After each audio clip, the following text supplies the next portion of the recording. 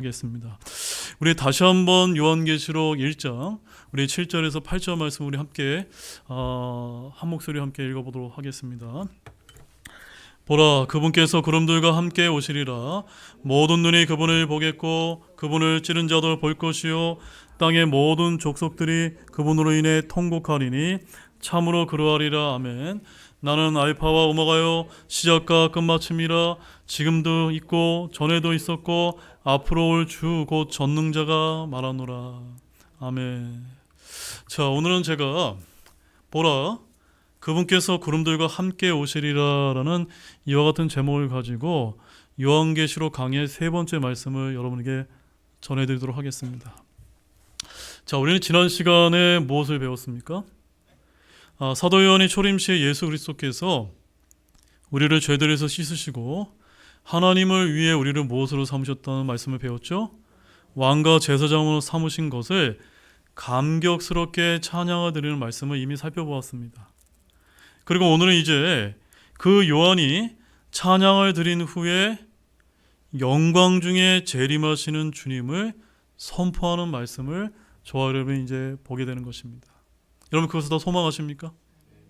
지금 주님께서는 저와 여러분을 비밀리에 데리러 오시는 것이 공중 재림이라면 우리가 주님과 함께 공개적으로 이 땅에 내려오는 것이 뭐라고 우리가 부르죠? 지상 재림이다라고 이렇게 우리는 이미 다 잘 알고 있습니다. 이렇게 그리스도의 지상 재림은 7년 환란기 끝에 일어날 사건이기에 공중 재림과 지상 재림 사이에는 몇 년의 시간 간격이 있습니까? 7년의 시간 간격에 있다는 것도 또한 여러분이 잘 알고 계실 것입니다. 오늘날 주님의 이런 재림의 두 국면이 있음을 온전히 선포하지 않는 교회들이 많습니까? 적습니까? 너무너무나 우리 대한민국에 많이 있다는 점입니다. 그런데 하나님께서 우리에게 또 복을 베풀어 주시고 은혜를 주셔서 우리는 이런 말씀을, 온전한 진리의 말씀을 우리가 배울 수가 있고, 우리는 이러한 진리를 오늘 이 시간 담대하게 선포하고자 합니다. 요한은 이 계시록의 서두에서 때가 가깝기 때문에 라고 해서 계시록 3절에 1장 3절에서 뭐라고 얘기했습니까? 이 대언의 말씀들을 읽는 자와 듣고 지키는 자는 복이 있나니 때가 가깝기 때문이라 라고 이렇게 말씀을 하고 있는데, 바로 수신자들에 대한 축복을 끝내자마자 주 예수 그리스도의 지상 재림을 너무나 긴박하게 선포를 하고 있는 것입니다. 왜냐하면 7년 환란기가 이 계시록의 중심 내용이기 때문입니다. 자, 본문 7절 말씀을 잠깐 보도록 하겠습니다. 자, 이 말씀을 보게 되면 오늘 이 본문의 말씀이 이 그리스도의 지상 재림에 관한 말씀이 분명한 이유가 이제 여기 담겨져 있는데, 7절에 뭐라고 얘기하고 있습니까? 보라, 그분께서 그들과 함께 오시리라 라는 말씀이 바로 이제 앞에 기록되어 있는 것을 볼 수가 있고, 그 뒤에 이어지는 말씀이 뭐라고 기록되어 있습니까?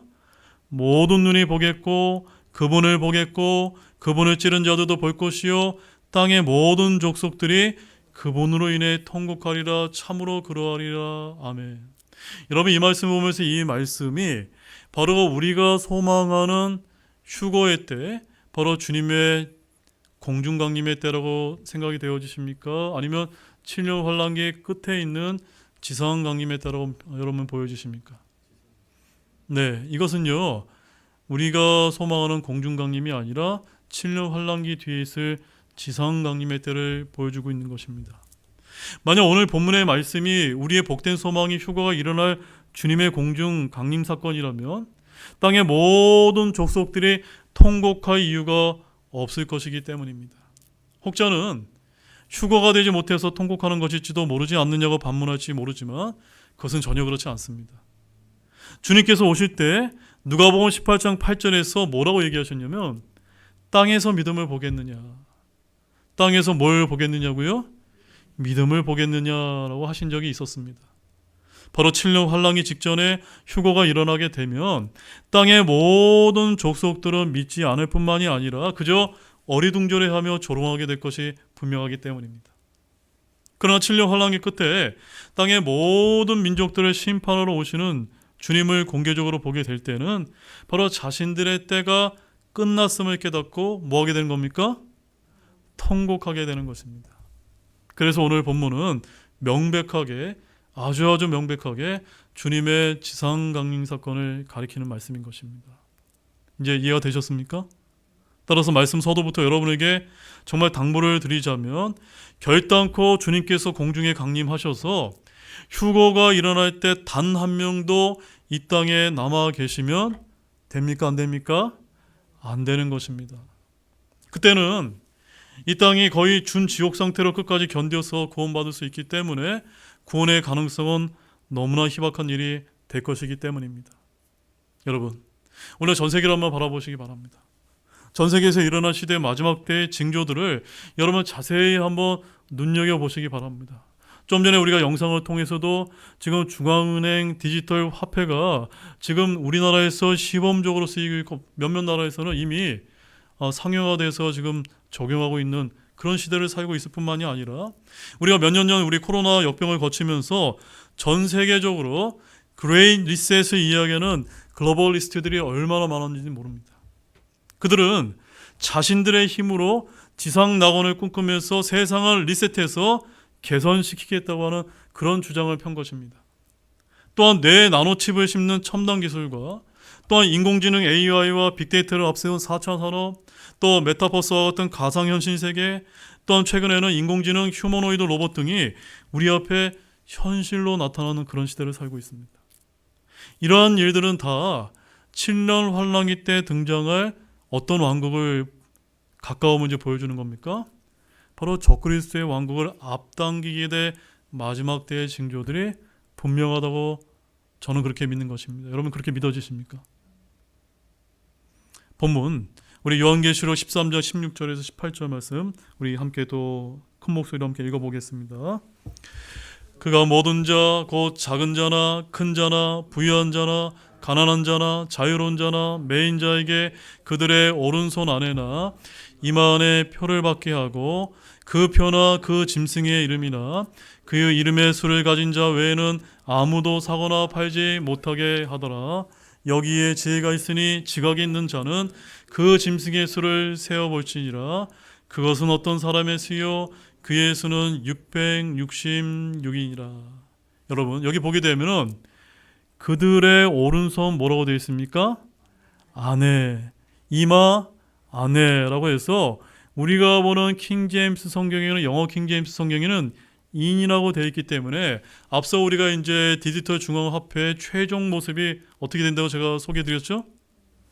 네, 손에 그 조그마한 생체칩이 이식되는 그 기술이 최종 단계가 될 것이다 라고 이제 이렇게 많은 학자들이 이렇게 이야기를 하고 있는데, 어쩌면 그런 시대가 펼쳐질 날이 매우 가깝다고 이제 저는 이제 그렇게 보고 있는 것입니다. 근데 안타까운 것은요, 개역 성경이나 NIV 성경에는, 특히 NIV 성경 같은 데는 인이 아니라 뭐라고 기록되어 있는지 아세요? 온이라고 기록되어 있다는 거예요. 온. 그러니까 우리가 이 바른 이 말씀을 가지고 이 말씀을 보는 것이 얼마나 마지막 때를 분별하는 데 중요하다는 생각이 여러분 들어지십니까? 여러분 계시록 13장 16절과 18절 말씀을 보면 이마 안이나 오른손 안에 짐승의 표를 받지 않으면 뭘 하지 못합니까? 아무도 사거나 팔지 못하게 된다고 대언하고 있는데, 말 그대로 적그리스도의 왕국에서 그 디지털 중앙화폐 같은 것을 통해서 완전히 감시사를 만드는 것입니다. 불과 몇십 년 전만 해도 이러한 일들이 현실에서 일어난다는 것은 과연 상상하기가 쉽지 않았던 것입니다. 그러나 지금 어떻습니까? 지금 어떻죠? 그 예고편에 해당될 만한 첨단 디지털 통제 기술이 속속 등장하고 있는 것입니다. 성경의 예언이 현실화될 날이 그리 멀지 않았다는 반증이라고 믿습니다. 여러분 그렇게 믿어지십니까? 자, 그럼 이제 본문을 좀 보겠습니다. 첫 번째, 보라입니다. 요한은 마치 지금 구름들과 함께 오시는 주님을 보고 있듯이 이렇게 외치는 것입니다. 뭐라고 외쳤습니까? 보라. 누구를 보라는 겁니까? 재림하시는, 그 지상 재림하시는 주님을 보라는 것입니다. 자, 이 말씀은 그만큼 요한에게 있어 신실하신 분, 죽은 자들로부터 살아나신 분, 땅의 왕들의 통치자이신 예수 그리스도의 재림이 눈으로 목도한 것만큼 너무너무나 확실했다라고 하는 그런 말씀인 것입니다. 여러분은 주님의 지상 재림에 있을 것을 확신하십니까? 당시 믿음으로 인해 혹독한 핍박 아래에 있는 성도에게 예수님께서 영광 가운데 왕으로 재림하신다는 이 예언에 말할 수 없는 이 말씀은 그들에게 말할 수 없는 위로와 힘이 되었을 것입니다. 신약 성도뿐만이 아니라 7년 환란기에 적그리스도의 핍박 아래에 있는 환란 성도들에게도 이 말씀은 끝까지 인내할 소망이 될 것이 너무나 분명하기 때문인 것입니다. 두 번째로는 성경에 대언된 그리스도의 재림이 무엇인지 좀 보겠습니다. 자, 7절 말씀을 보게 되면 뭐라고 말씀하고 있습니까? 그분께서 구름들과 함께 오시리라. 즉 주님이 지상에 재림하실 때 주님께서는 어떻게 오십니까? 구름들과 함께 오신다고 이렇게 되어 있습니다. 자, 그런데 과거 여러분들이 보셨던 개역 성경을 보게 되면 뭐라고 기록되어 있는지 아십니까? 구름들을 타고 오신다라고 이렇게 기록되어 있습니다. 즉 구름들을 타고 오시는 것이 아니라 어떻게 오시는 거죠? 구름들과 함께 오시는 것입니다. 이렇게 주님의 출현과 현현에는 항상 무엇이 함께 동반하고 있죠? 구름들이 함께 동반하고 있습니다. 그래서 출애굽기 24장을 보게 되면 시내산에서 율법을 주실 때에도 구름이 엿새 동안 그 산을 덮었었고, 또 출애굽기 40장에 보게 되면 성막을 지어 봉헌할 때 구름이 회중의 장막을 덮었던 것입니다. 그리고 에스겔서 10장 4절을 보게 되면 주의 영광이 떠날 때도 성전은 무엇으로 가득했을까요? 구름으로 가득했던 것입니다. 이처럼 구름들은 항상 주의 영광과 함께 나타나는 것입니다. 주님이 현현하신 곳에는 영광의 구름들이 가득 임했습니다. 변화산에서도 제자들은 빛나는 구름들이 예수님과 또한 모세와 엘리야를 덮는 것을 본 바가 있습니다. 그러므로 예수님께서 구름들과 함께 오신다는 이 말씀은 바로 그분이 구약 성경에 계시된 누구이심을 입증하는 것입니까? 주 하나님이심을 우리에게 보여주고 있는 것입니다. 여러분, 예수님의 지상 재림은 성경 여러 곳에 대언이 되어 있습니다. 주님의 십자가의 죽음과 부활 이전에 이미 자신의 재림을 미리 말씀하신 바가 있고, 또한 예수님은 부활하여 올라가실 때에도 다시 오실 모습에 대해서 대언해 주신 바가 있다는 사실 여러분 잘 알고 계시죠? 자, 뭐라고 기록되어 있을까요? 사도행전 1장 10절에서 11절 말씀 함께 보시겠습니다. 그분께서 올라가실 때 그들이 똑바로 하늘을 바라보고 있는데 보라, 흰옷 입은 두 남자가 그들 곁에 서더니 그들이 또한 이르되 너희 갈릴리 사람들아, 너희가 어찌하여 서서 하늘을 바라보느냐? 너희를 떠나 하늘로 들려 올라가신 이 동일한 예수님께서는 너희가 그분께서 하늘로 들어가심을 본 것처럼 그렇게 같은 방식으로 오시리라 하니라. 어떻게 오신다고요? 하늘로 들어가신 것을 본 그대로 똑같은 방식으로 다시 오신다는 겁니다. 예수님은요, 문자적으로 사람들의 눈에 보이게 천사들과 함께 몸이 하늘로 올라가셨습니다. 여러분 이것을 믿으십니까? 그리고 여러분이 믿으신 대로 부활하신 몸을 입은 그대로 올라가시면서 재림하실 때의 모습 역시 어떻다고요? 동일하다. 동일하다라고 하시는 이 말씀을 굳게 믿으시길 바랍니다. 지금 사도 요한은 이렇게 계시록을 시작을 하면서 다른 장면부터 시작하지 않고 왜 주님의 영광스러운 지상 재림의 모습부터 시작했던 이유가 무엇 때문일까요? 무엇 때문일까요? 왜냐하면 그것이 바로 인류 역사의 한 매듭이기 때문인 것입니다. 인류의 역사는 다른 것으로 끝나는 것이 아닙니다. 반드시 무엇으로 끝나야만 됩니까? 주님의 다시 오심으로 이 사악한 현 세상의 역사가 끝나게 되어 있는 것입니다. 맞습니까, 여러분? 그러게 우리가 주님의 재림을 소망해야 되는 것입니다. 세 번째는 주님의 왕권인데, 자, 다시 본문 7절 말씀을 보시면 보라, 그분께서 구름들과 함께 오시리라는 이 말씀을 주목해서 보시기 바랍니다. 지금 요한은 주님이 다시 오실 때 눈으로 볼 수 있게 구름들과 함께 오실 것이라고 말씀하고 있습니다. 구름들과 함께 오신다는 것은 어떤 나타남일까요? 비밀리에 오시는 겁니까? 공개적으로 오시는 겁니까? 공개적으로 나타난다는 것을 보여주고 있는 것입니다. 이것은 비밀스럽게 오시는 공중강림 사건과는 구별되는 것입니다. 공중강림 때 주님은 자신의 신부의 신약 성도들을 데려가기 위해서 비밀리에 공중에 오시지만, 오늘 본문의 지상강림은 바로 주님께서 그분의 왕권을 주장하기 위해 어떻게 오시는 것입니까? 공개적으로 오시는 모습을 취하게 되신다는 것을 보여주는 것입니다. 죽음에서 부활하신 예수 그리스도는 십자가 사건을 통해 마귀를 이기시고 온 세상의 왕권을 이미 부여받으셨습니다. 그러나 이 세상은 그것을 인정합니까? 안 합니까? 인정하지 않습니다. 특히 로마 같은 세계 대국의 황제들은 마치 자기가 신인 것처럼 적대적으로 군림했습니다. 주님은 그들을 일시적으로 그래서 내버려 두셨던 것입니다.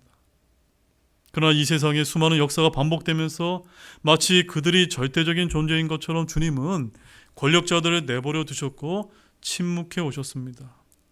그러나 가장 마지막 최종적인 순간에 주님은 어떻게 하실까요? 다니엘서 2장 44절 말씀 함께 보십시오.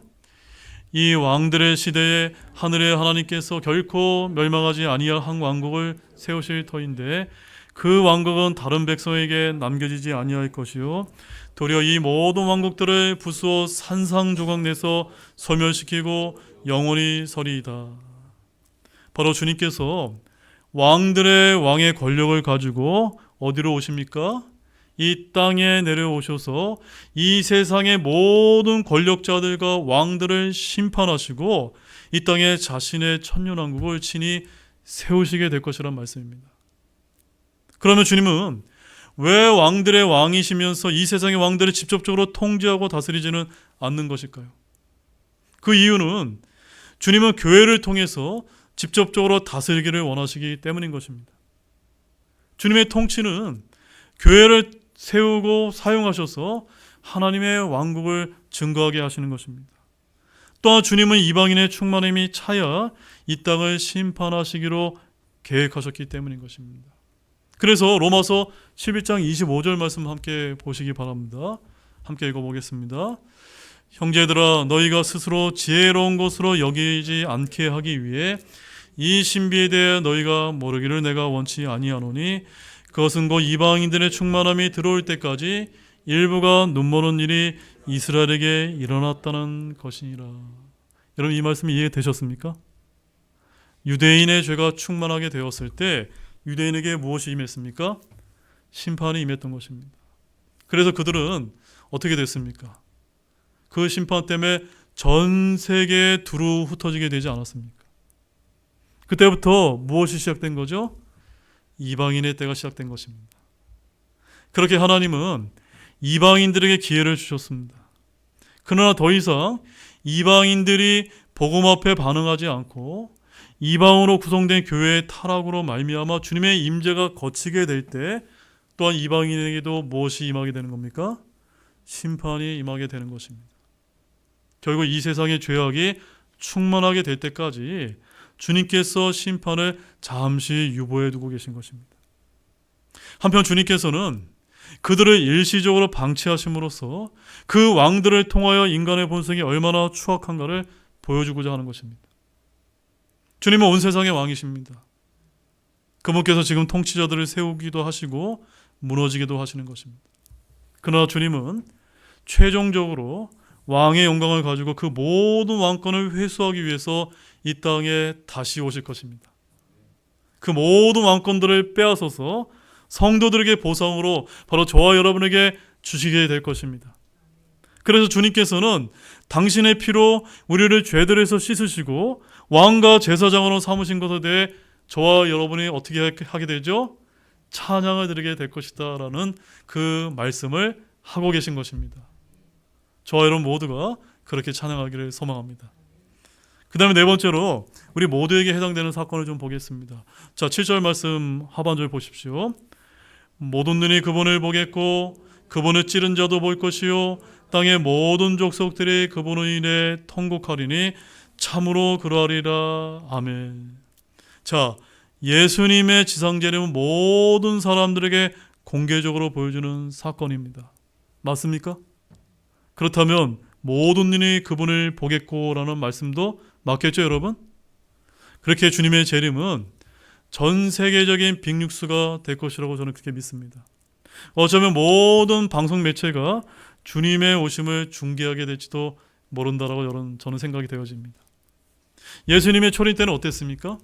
초림 때에는 그분은 자신을 육신 안에 감추셨습니다. 즉 성육신은 그분의 능력을 숨기고 그분의 신성을 가리는 것이었습니다. 그러나 그분이 이 땅에 재림하실 때는 어떻게 될까요, 여러분? 어떻게 되죠? 우리 계시록 19장 11절과 14절 말씀, 지상 강림 때 말씀인데 함께 보겠습니다. 또 내가 하늘이 열린 것을 보았는데 보라, 흰말이라. 그 위에 타신 분은 신실하신 분, 참되신 분이라 불렸으며 그분은 의로 심판하시고 전쟁을 하시느니라. 하늘에 있는 군대들이 희고 깨끗한 고운 아마포 옷을 입은 채 흰 만도를 타고 그분을 따르리라.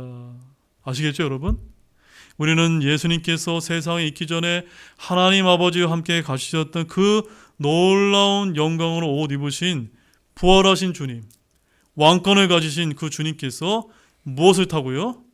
흰말을 타고 바로 군대들, 바로 천사들과 부활한 모든 성도들과 함께 이 땅에 내려오셔서 아마겟돈 전쟁에서 승리하기 위해서 내려오시는 주 예수 그리스도를 모든 눈이 바라보게 될 것입니다.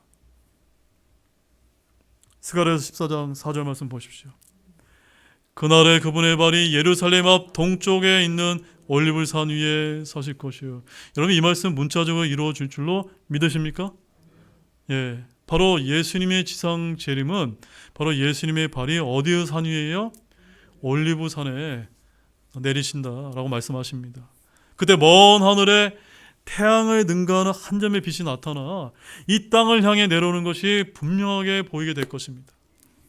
그 빛이 내려올 때 많은 구름의 형체로 느껴지고 그 맑은 구름으로부터 눈부실 정도의 광선과 번개가 흘러나올 것이고 그분의 발이 최종 목적지인 올리브산에 도착하게 될 때 온 인류는 어떻게 되죠? 통곡을 하며 두려움에 떨게 될 것이다 라고 저는 그렇게 믿습니다. 마태복음 24장 30절 말씀도 보십시오. 그때 사람의 아들의 표적이 하늘에 나타나겠고 그때 땅의 모든 지파들이 애곡하며 사람의 아들이 권능과 큰 영광을 가지고 하늘의 구름들 가운데서 오는 것을 보리라. 주님이 지상 강림하게 될 때 이 땅에 있는 모든 사람들이 뭐 한다고 여기 말씀하고 있습니까? 애곡한다, 통곡한다 라고 말씀을 하고 있습니다. 바로 주님의 지상 재림 때 하늘에 계신 사람의 아들의 표적이 나타날 것이다 라고 말씀하고 있는데 세상 모든 사람, 모든 지파들이 애곡하게 될 것이라는 점입니다. 눈물을 펑펑 흘리면서 후회해도 소용없는 그와 같은 날이 오게 될 것이다 라고 말씀하고 있는 것입니다. 다시 본문 7절 말씀을 자세히 보게 되면 모든 눈이 보겠고 어떤 자도 볼 것이라고요? 그분을 찌른 자들도. 그분이 누굽니까? 네, 2000년 전에 그 십자가에서 찔러 죽였던 그 예수님을 보게 될 것이라는 말씀입니다. 바로 이 구절 때문에 성경의 영광성이 많은 도전을 받을 때가 있습니다. 실제로 사도들뿐만이 아니라 주님도 임박한 재림을 말씀하셨습니다. 바로 이 세대가 가기 전에 내가 우리라는 말씀은 아무리 합리화하려고 해도 임박한 재림을 말씀하신 것이 분명합니다. 여기서 그분을 찌른 자들을 우리가 현 시점에서 해석을 해본다면 7년 환란기 때 유대인들은 다시 가나안 땅에 모두 돌아오게 되고 또 로마 역시도 다시 주님을 대적하는 중심 위치에 서게 된다는 말씀으로 바로 그분을 찔렀던 자들이 그분의 오심을 보게 될 것이라고 하는 그런 말씀으로 우리가 볼 수가 있는 것입니다. 하나님의 백성들을 박해하고 그들을 죽임으로 주님을 찌른 것과 똑같은 짓을 한 사람들 모두에게 해당되는 말씀이 될 것입니다. 사실 주님의 재림 시기가 불확실한 것은 우리로 방심하지 않도록 하기 위해 너무나 필요합니다. 초대교회가 주님의 재림이 20세기 동안 지체될 것이라는 것을 알았더라면 정말 진지하게 살고자 하는 동기가 사라졌을지도 모릅니다. 그래서 임박하다라는 말은 어떤 뜻이 되는 겁니까? 어느 때에 일어날지 아무도 모른다는 것을 뜻하는 말씀이지 않습니까? 교회 역사상 어느 때도 현재처럼 주님의 재림에 필요한 조건들이 완전히 성취되어 있었던 적이 없었다는 점을 기억하길 원합니다. 그러므로 임박한 주님의 재림이 아마도 저는 오래도록 지체되지 않을 것이라고 믿습니다. 여러분 어떻습니까? 동의가 되어지십니까? 그래서 우리 모두는 어떻게 해야 되죠? 준비하고 있어야 되고 깨어 있도록 우리는 해야 된다는 것을 여러분 아시기 바랍니다. 마가복음 13장 32절 말씀을 함께 또 보십시오.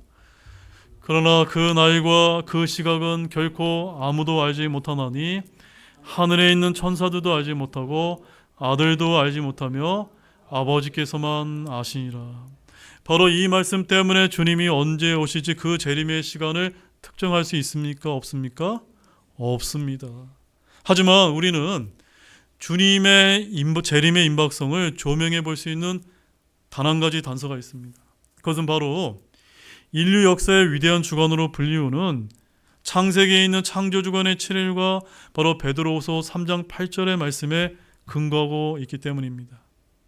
자, 구약에서는 천년왕국이 쉬면서 안식일을 지키는 기간으로 묘사가 되어 있고, 또 신약에서는 천년왕국이 창조의 한 주간 중 7일째와 연관이 있는 것으로 히브리서 4장에 이제 언급이 되어 있습니다. 자, 우리는 이제 이 천년왕국이 천년에는 것을 잘 알고 있습니다. 그것이 창조의 한 주간 중 7번째 날과 일치한다면 나머지 6일도 똑같은 기간으로 나눌 수 있는 것입니다. 자, 이어지는 우리 클라리스 라킨 목사님께서 그리신 7천년의 인류 역사 그림을 한번 여러분 자세히 한번 보시기 바랍니다. 여기 보게 되면 이 부분이 이제 바로 이제 첫째 날, 둘째 날, 셋째 날, 일곱째 날이 되고 바로 이것이 인류 역사 7천년을 보여주는 이런 도표가 되는 것입니다. 따라서 일곱째 날 신날짜가 바로 예수님의 천년왕국, 완전한 왕국을 지금 보여주고 있는 것입니다. 바로 이런 방식으로 그 날들이 과거의 인류 역사와 일치가 된다면 창조의 한 주간으로부터 천년왕국의 시작까지 인류 역사는 몇 년이 되어야 되죠? 6천년이 되어야 되는 것입니다. 이러한 확신 속에서 족보와 구약의 역사를 우리가 주의 깊게 연구해 보십시오. 아담에서 그리스도의 초림 때까지는 몇 년입니까? 약 4천년이 되고, 즉 천년을 하루로 계산한다면 4일이 되므로 창조주간의 첫 4일에 해당이 되는 것입니다. 그리고 그리스도의 초림으로부터 현재까지는 약 2000년이므로 천년을 하루로 계산하면 며칠에 해당됩니까? 2일에 해당되므로 결국 인류 역사는 6천년, 즉 하나님의 시간표로는 불과 6일에 지났다는 사실을 우리가 발견할 수가 있는 것입니다. 결론적으로 주께서 6일 창조 후에 7일째 안식한 것은 곧 인류 역사 6천년을 끝내고 천년왕국 때 안식하게 된다고 하는 그런 말씀이 되는 것입니다. 자, 여러분, 이렇게 하나님의 시간 계산법에 의하면 주님의 재림은 매우 가까우며 어쩌면 우리 시대에 올 수도 있다고 우리가 생각해 볼 수가 있는 것입니다. 현재의 달력으로는 이미 이 계산도 넘어섰습니다. 그러나 이러한 추론도 주님의 재림이 가까이 왔음을 강하게 암시해 주는 것이지 결정적인 것은 아니기 때문에 우리는 여기에 기초하여 어떤 날짜도 특정해서는 안 됩니다. 왜냐하면 그때와 그 시기는 누구만 아시기 때문이에요? 하나님 아버지만 아시기 때문인 것입니다. 다섯 번째는 모든 족속이 통곡을 합니다. 7절 하반절 같이 보겠습니다. 땅의 모든 족속들이 그분으로 인해 통곡하느니 참으로 그러하리라. 아멘. 여러분, 주님이 오실 때 땅의 모든 족속이 통곡한다는 이 말씀은 또한 교회의 환난전 휴거의 진리를 분명히 보여준다고 저는 그렇게 믿습니다. 아멘이시죠? 따라서 우리는 이와 같은 통곡하는 장소에 저와 여러분 이 시대에 이 시점에 가면 어디가 있죠? 저 하늘에 가 있을 것이라는 사실을 여러분 굳게 믿으시기 원합니다. 바로 휴거된 성도들은 그분이 오시게 될 때 그분으로 인하여 통곡할 일이 전혀 없기 때문인 것입니다. 오히려 영광 속에서 주님과 함께 나타나게 될 것으로 믿으시기 바랍니다. 그래서 골로새서 3장 4절에 이와 같은 말씀이 있습니다. 우리의 생명이신 그리스도께서 나타나실 때 뭐라고 말씀하고 있죠? 너희도 그분과 함께 영광 속에서 나타나리라. 여러분 감사하지 않습니까?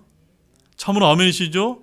예수님께서 나타나실 때 비록 우리가 이 시대에서 보잘것 없는 사람이지만 우리가 구원받았다면 주님과 함께 영광 속에 지상 재림할 때 함께 나타나게 될 것이라고 약속하고 있다는 점입니다. 만약 일부 주장대로 신약 성도들이 신약교회가 침략 환란기를 그대로 통과한다면 우리는 그분을 보면서 울고 통곡하는 것이 아니라 기뻐하고 즐거워해야 됩니다. 환란기 때 우리는 땅에 있지 않고 하늘에 있을 것이기 때문입니다. 놀라운 사실은 주님이 다시 오게 될 때 온 세상은 통곡의 바다가 된다는 사실입니다. 이 땅에 사는 모든 자들이 주님 앞에서 통곡하고 애통하게 됩니다. 성경은 그와 같은 사실을 너무나 분명하게 대언하고 있는 것입니다. 스가랴서 12장 10절 말씀을 잠깐 보십시오. 함께 읽어보겠습니다. 내가 다윗의 집과 예루살렘 거주민들 위에 은혜의 영과 강구하는 영을 부어주리니 그들이 나 곧 주 자기들이 찌른 날을 바라보고 사람이 자기 외아들로 인해 애곡하듯 그로 인해 애곡하며 사람이 자기의 처음 난자로 인해 쓰라리게 슬퍼하듯 그로 인해 쓰라리게 슬퍼하리라. 자, 이 말씀 우리가 읽으면서 어떤 말씀이, 어떤 문구가 여러분에게 확 와닿으셨습니까? 유대인들은 자기들이 찌른 예수님을 보고 애곡하며 쓰라리게 슬퍼하게 될 거라고 하는 그 부분이 여러분 눈에 들어오셨습니까? 그와 같은 일이 일어나게 될 것이라는 점, 이런 말씀도 저와 여러분과는 상관이 없는 말씀입니다. 또 요한복음 19장 37절 말씀에 또 다른 성경 기록이 다시 이르되 그들이 어떻게 된다고요?